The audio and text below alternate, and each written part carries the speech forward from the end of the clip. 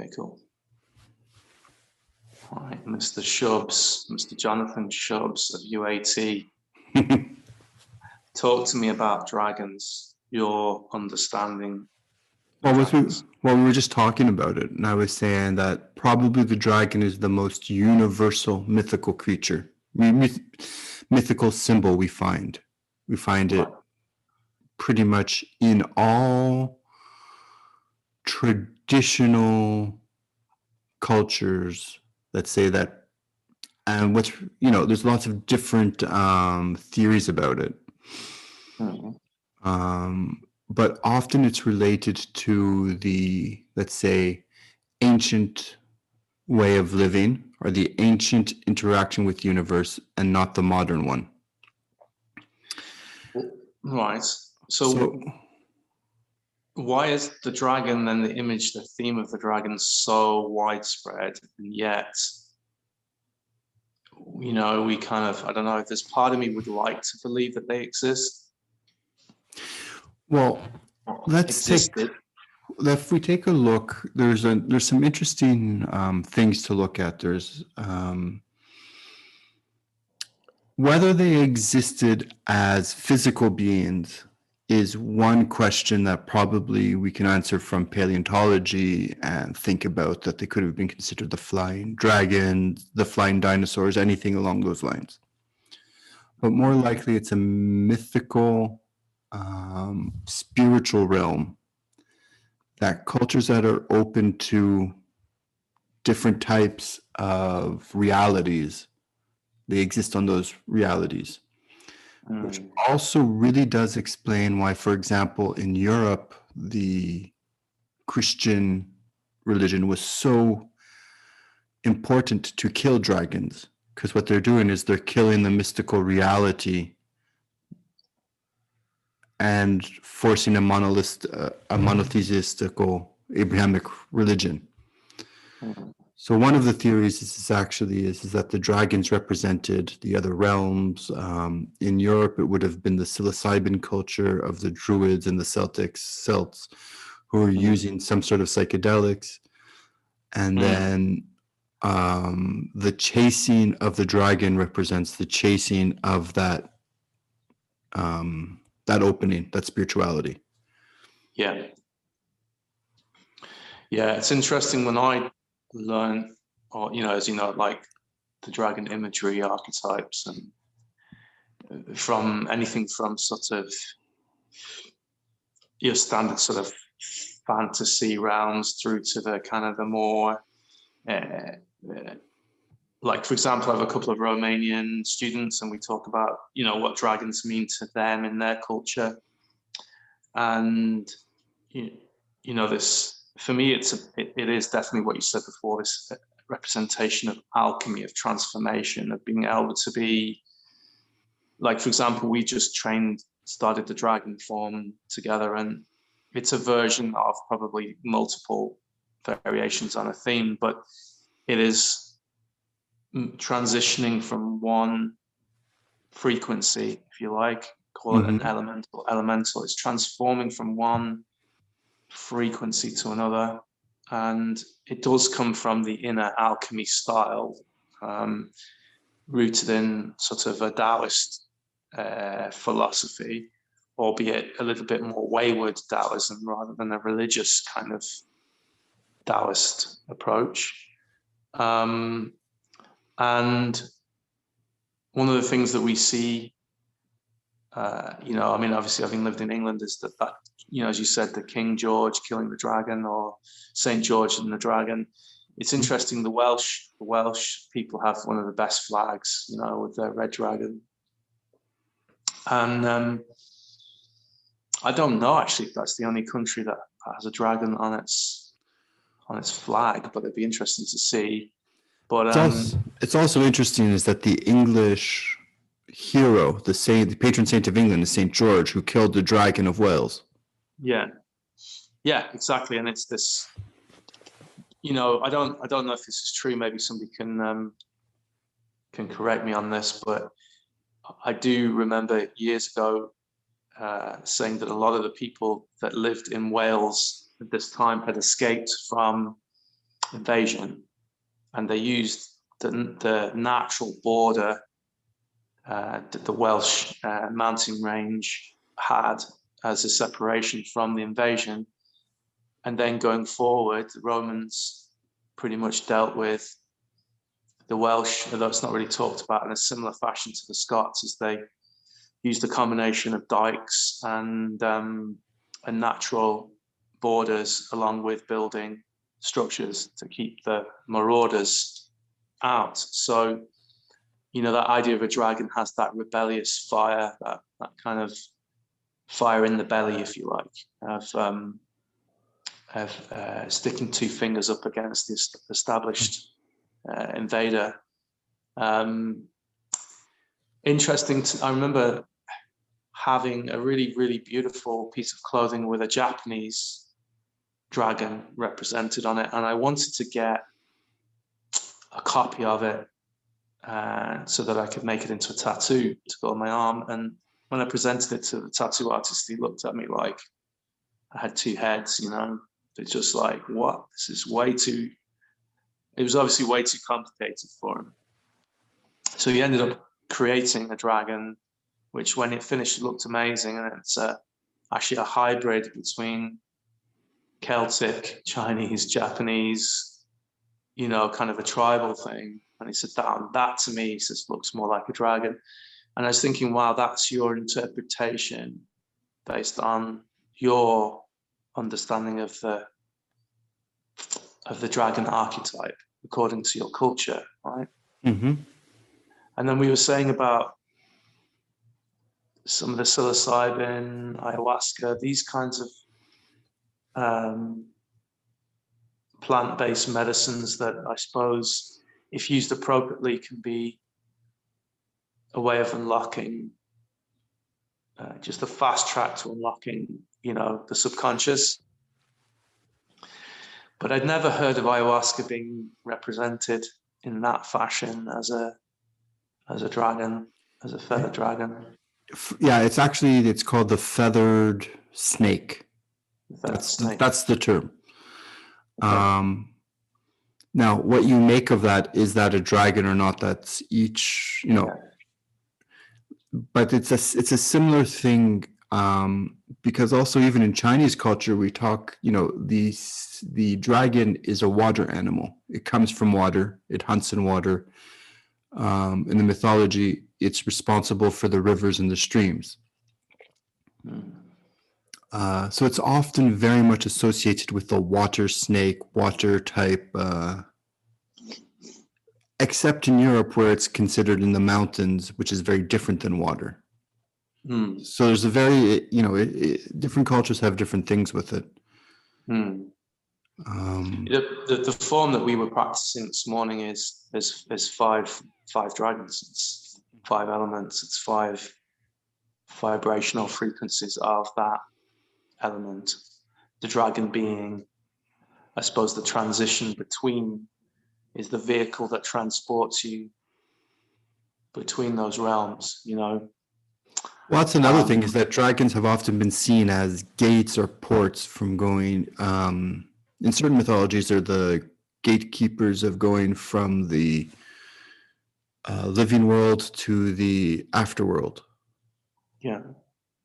So there's a lot of this gatekeeper or transition or ports that are associated with them. Yeah. Cultures. Yeah, I would just, whenever somebody says Dragon Gate, I always have this image of, some young Westerner climbing through the Himalayas looking for the Dragon Gate Kung Fu school, In terms of Qi, in terms of even acupuncture, there is it the dragons, the external dragons protocol? There's the internal and external dragons protocol from the Worsley School. Yeah, I don't use those. I've never used them, but there's a lot of people that swear by them for, mental, emotional issues.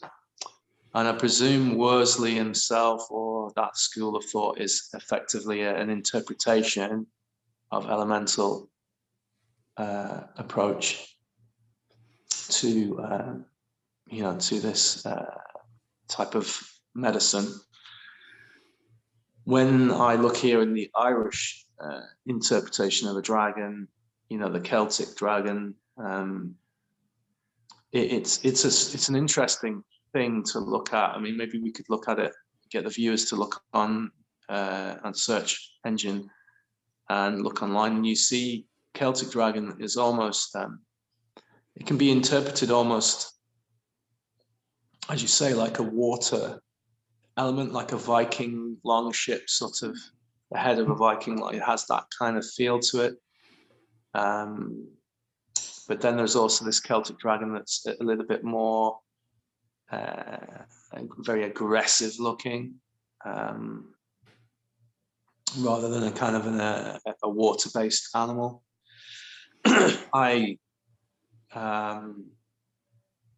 There is a friend of mine, a mutual friend of mine, he does Korean sword art, and his teacher gave him the dragon blade, and it's a type of Korean sword. It's a kagum, I think, but kagum, I think it might not be a kagum, it might be something else in Korean, because it's tanged, so it's sharpened. It's for specifically for cutting, for demonstrations and demonstration of skill with bamboo cutting. And he loves that sword. He said that when he's buried, that sword's going with him in the coffin. It's that idea of the dragon cutting through, being so powerful, it just gets to the heart of the matter. I do the dragon cards. I have two types. I have, sort of an oracle style, and then a more kind of a wisdom set, which is a bit more, how can I say, a bit more rooted in sort of Avalonian style fantasy. But I use them as archetypes to tap into people's psyche and pull out those archetypes that we hold.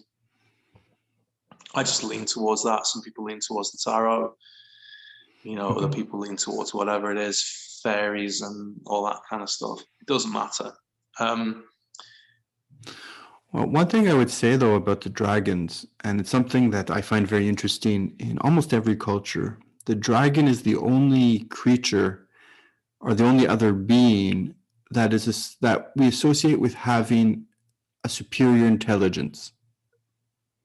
If you think about all the other mystical animals, they're all considered to be, let's say, less intelligent, less advanced than humans, although they might have certain special qualities.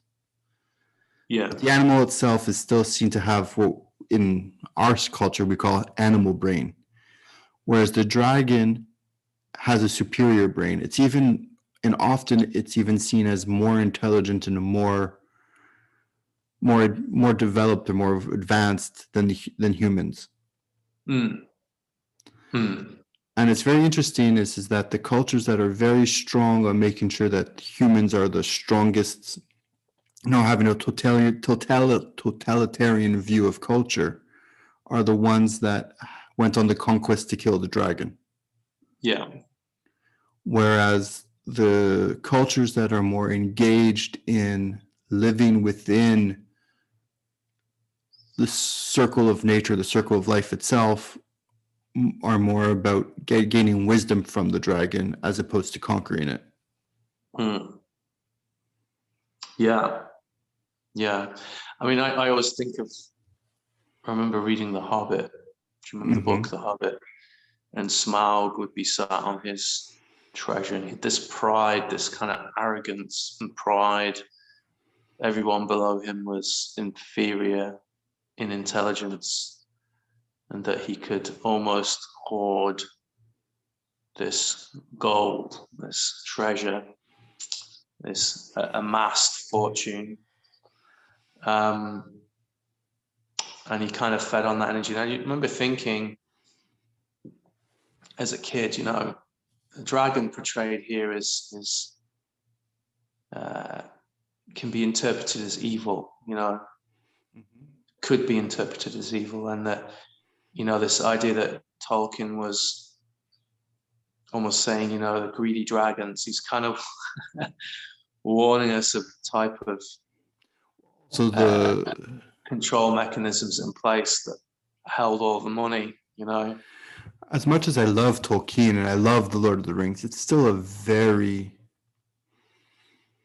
European centric culturally, Yeah, it reinforces the ideas of the time of man, the importance of loyalty, good and bad's dualistic approach. It's very much yes, European vision, our Western vision of the world in that dualistic approach. yeah. I believe the plan was originally as a story for children, you know. Well, that's what The Hobbit was written as. The Hobbit was the kids' story, and then The Lord of the Rings was written for adults. Yeah, there's a lot of reference to Nordic culture, and Mm-hmm. there's this kind of, some people interpret it as like World War II. You know, it's like a kind of a World War II thing. It was interesting because he asked that. He said, where was the ring the nuclear bomb? That was the atomic bomb. That was the idea. And he Yeah, said, well, no, because the West still, and was Sauron Hitler, and the West was the Allies. He said, well, no, because the West still took the atomic bomb and used it. So they still yeah, took the ring. They didn't destroy the ring. yeah, yeah, yeah. Hmm. But there's some wonderful. If you want to talk about fantasy, I think probably the best fantasy I've read around dragons is the Robin Hobb series. Okay. There's Okay. about there's tons of books. They're all about. I think they're all called Fritz something or the Assassin's Right. Apprentice, whatever. And their interaction with dragons and what dragons represent to the society, etc., is really interesting. Have you ever seen a film called Reign of Fire? I haven't. No. It's kind of a cult classic. I don't think it's like super brilliant. I think Matthew McConaughey is in it, believe it or not. Like is a young, very young actor in it. I Okay. think it was filmed here in Ireland. Maybe we could check that online. I'm pretty sure it's filmed in Wicklow. And like it's. I remember that when that film came out, man, it was like, wow, this film. You know, I mean, probably looking at it now, it's cheesy, but it was this. The dragon was seen as this, you know, just all-consuming beast that would just trying to destroy this village, and the young guys trying to kill the dragon. You know, this again, the same kind of, and it was an '80s film, I think. I think it was '80s, and yeah, it was very much that uh, east versus west. You Mhm. know, that kind of feel of the Russians versus kind of like a, you know, that kind of thing. And I also felt like watching the film again, it was a warning against nuclear war in a way. There was this, you know, this beast that cannot be tamed. That if it's in the wrong hands, it's going to be all consuming.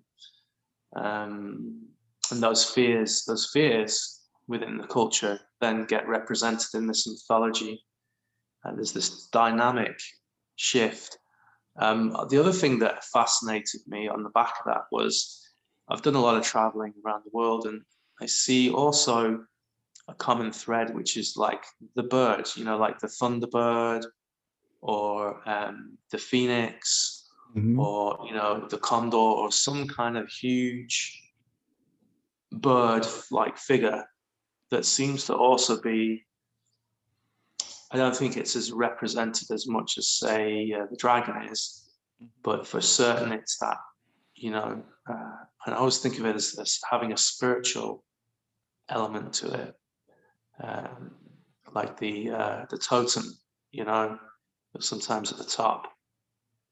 I mean, I can be corrected, obviously, but I remember as a child going to a museum in Liverpool, in England, and one of the indigenous tribes. I can't even remember which Indian American tribe had donated their carving of their totem to the museum, and it was huge. I mean, this thing was nearly as high as the house we live in, and beautifully carved and coloured, and then coloured in different natural colours.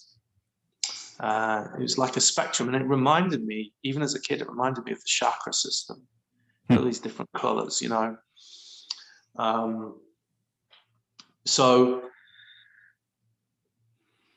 I'm wondering, you know, I'm convinced we don't really know half of what we were up to in the past. I think a lot of that has somehow been lost because we were oral tradition.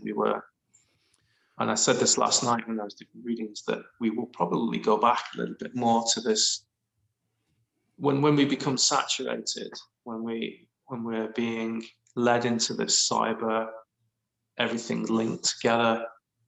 There'll be a part of us that realizes the value of just having these conversations without writing anything down, you know. Everything's being recorded anyway, electronically. But I think it goes even beyond that. This is something that I've been grappling with recently also, is this idea of lost traditions. And, you know, if you actually think about history in a different point of view, we talk about cultural history, we talk about our history as history itself. We don't talk about any other history that was part of it. We trace back our history to about 10,000 years ago. And we say that was when things started. Everything before that is just considered prehistory, meaning it didn't really exist in some way. But humans evolved over 3 million years through different evolutionary stages. And Homo sapiens sapien has been alive for at least 200,000 years, if not more.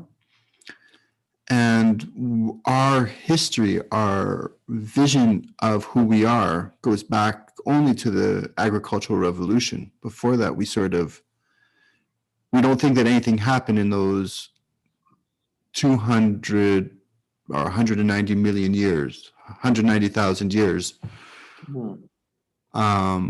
It's almost like we were just one non-changing entity, and then all of a sudden we learned about agriculture and we started. However, if we look at indigenous cultures, not all of them, but many of them that are still alive, still hold on to those traditions that probably we had pre-agricultural revolution. Of course, they've evolved over the last 10,000 years, but they're still much closer to putting themselves within the society of itself, you know, to putting themselves in part of nature as opposed to opposed or separated from it. So I think a lot of what we've lost is, you know, there's the Daniel Quinn books where he calls them Ishmael, and he uses the term the great forgetting. Yes. Where there was the schism in human culture of going to a totalitarian type of agricultural regime and making, you know, that's why I was saying before, what's interesting is that the dragon represented something that was greater than humans. Humans weren't the most important aspect in the universe. And in the last 10,000 years, that has been the active change, is that we have been taught to believe that we are the most important things in the universe. The universe was created for us. That's interesting. Yeah, I agree. I totally agree. I do think, like, we had this conversation, I think offline a couple of weeks ago about, you know, Stephenson's rocket, you know, this train. And it seems to be since the 1700s, we've pretty much been, I'm talking my experience as a person born, you know, born in the West, born in South Africa, lived in the West, educated in England, and the Industrial Revolution was everything. And then living here out in the bogland of the Midlands of Ireland, and thinking really since that 1780s onwards, it's really the same. It's that industrialized commodity,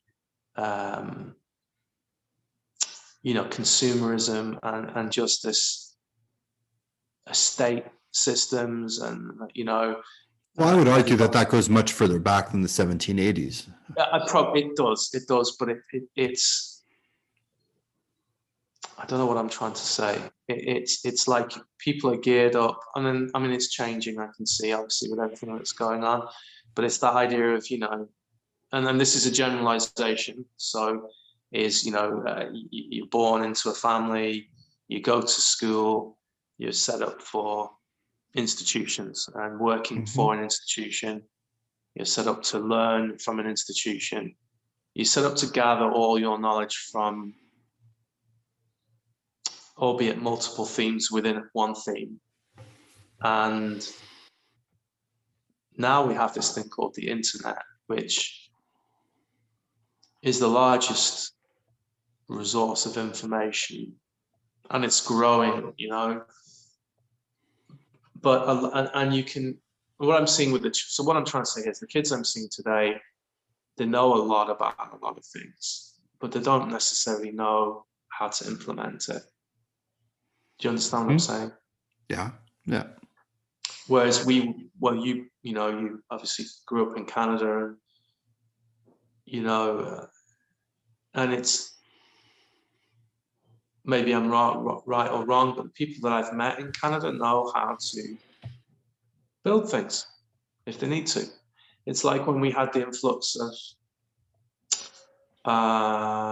foreign nationals here, Eastern European, they were just so much better at doing stuff. They were they had their own authority. They'd service their own car. They'd put in their own heating system in the house. They would tile. Now, I'm not saying that Irish people can't do that. They can, but what happened was, there was this shift in the psyche here from being into a kind of a service industry, like being in an office, being in accountancy, being in IT. I mean, there's a plethora of really amazing engineers here, for sure. But do you know what I'm trying to say here? That there's everything is in balance. Everything is in balance. But it's that, noticing that. That book I actually have to get. It sounds very interesting. But I'm noticing, when I look in the history books, it's all going down this route for the last couple of 100 years of, the general theme is this, Now, obviously, taxation, states, governments have been around for a lot longer. But from a mental, emotional, educational, spiritual perspective, it was this cast out the dragon. It really was, the dragon is evil. You can't have knowledge outside of what we're giving you,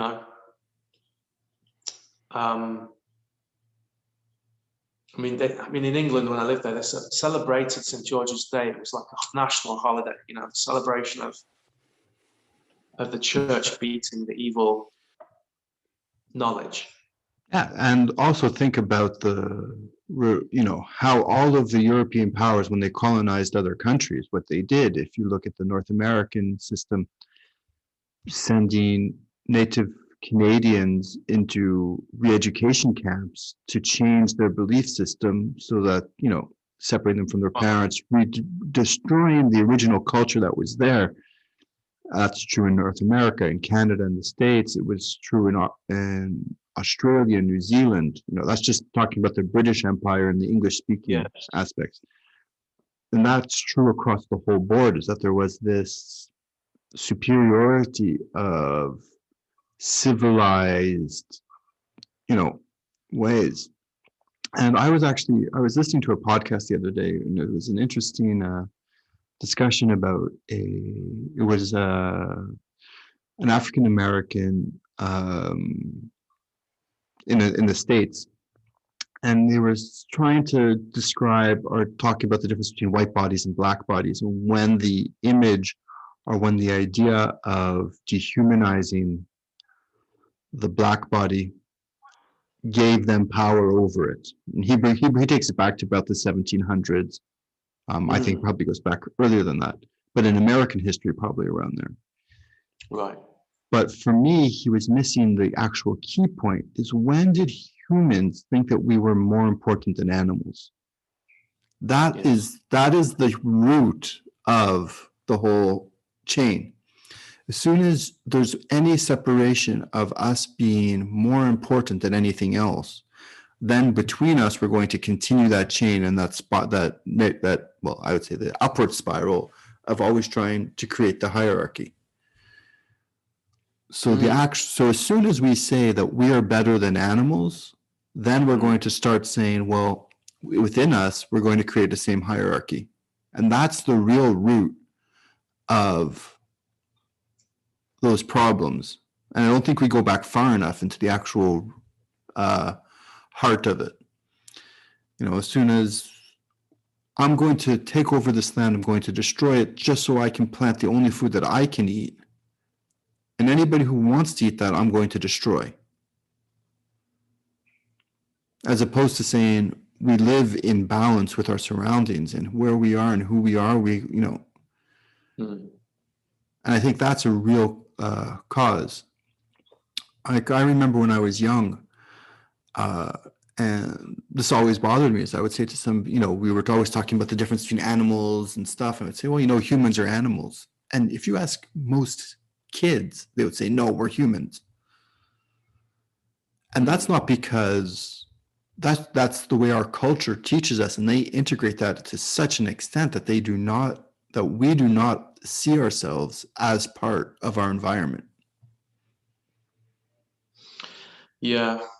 But there is something uniquely weird about us, in that if I was to take you and I don't know, maybe like even a standard fairly domesticated dog, say like a sheepdog or something, and drop the two of you into the middle of a forest in the wilds of Canada, up in the mountains where it can get to -40 or wherever. And then say, okay, the dog has its fur and its teeth and its nose, and you're naked in the middle of this forest with no clothing, and it's, horrendously cold. You kind of have to ask yourself, like, who's going to do the better job of surviving initially? And it's really down to the human. And we're measuring ourselves against animals. Well, you'd imagine, the dog would do pretty good. But then if the dog is really domesticated and it's going to run on it, it's going to click straight over to its instincts. Where's food?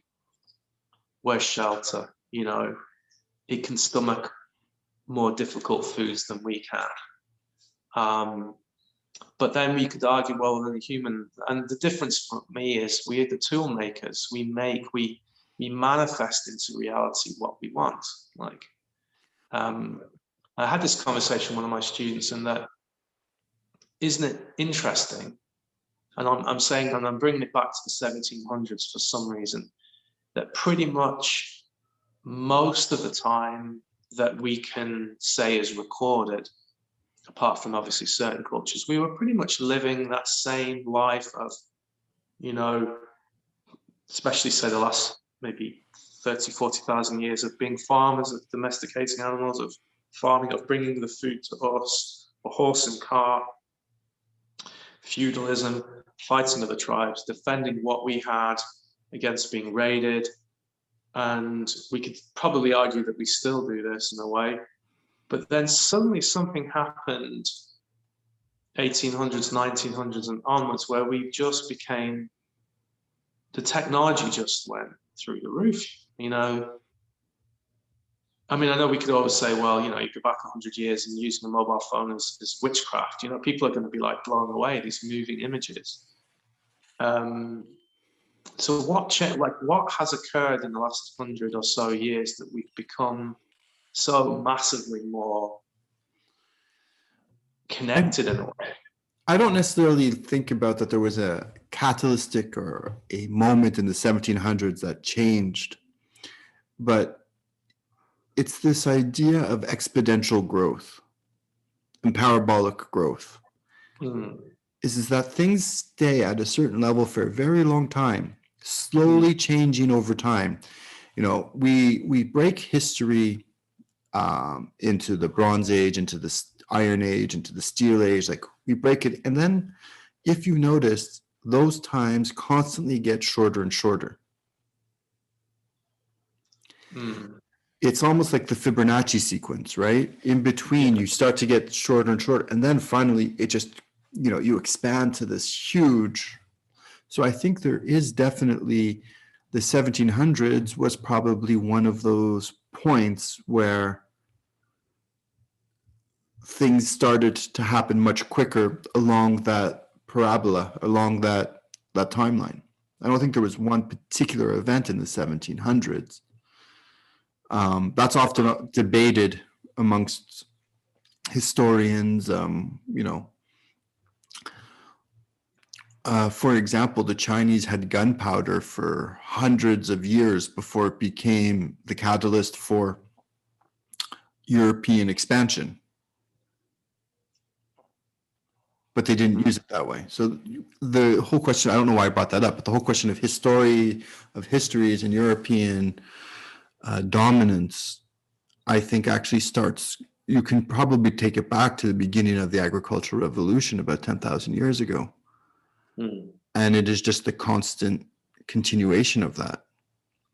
And then the other thing is like, why did the British go and colonize? Well, if you live in Britain and you know the weather, you wouldn't want to stay there either. You